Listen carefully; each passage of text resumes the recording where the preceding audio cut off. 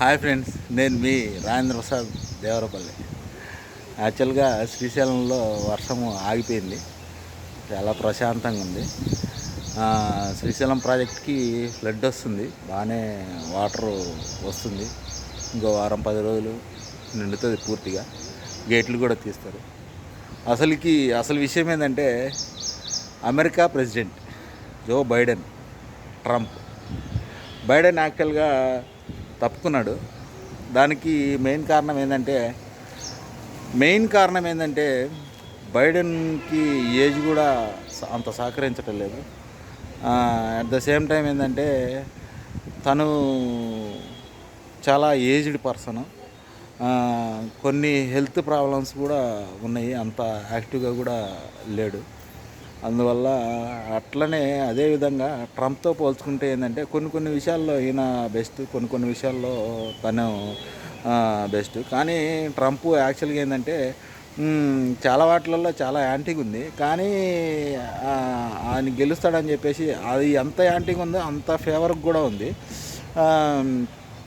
ఇక్కడ ఇంకోటి ఏంటంటే ఎక్కడా లేని విధంగా అమెరికాలో ఏంటంటే ఇప్పటి నుంచి కాదు, ఎప్పటి నుంచో కూడా ప్రెసిడెంట్లకి ఇద్దరికి ఒకే స్టేజ్ మీద కూర్చోబెట్టి ఇద్దరు డిస్కస్ చేస్తారు.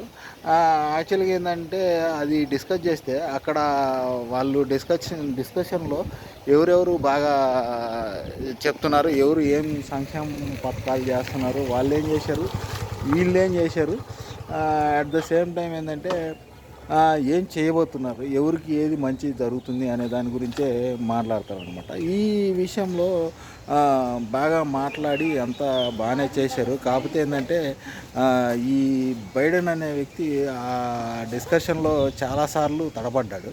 అది ఒక కారణం కూడా ఉంటుంది. ఇంకా అసలు విషయానికి వస్తే ఏంటంటే ప్రపంచంలో ఎక్కడ పోయినా సరే మన భారతీయులకి ఒక సపరేట్గా ఉంటుంది. ఇప్పుడు బైడెన్ తప్పుకున్న తర్వాత కూడా నెక్స్ట్ నిలబెట్టేది ఎవరినంటే కమలా హారిస్. ఆవిడ మన భారతీయ దేశానికి సంబంధించిన వ్యక్తి అనమాట.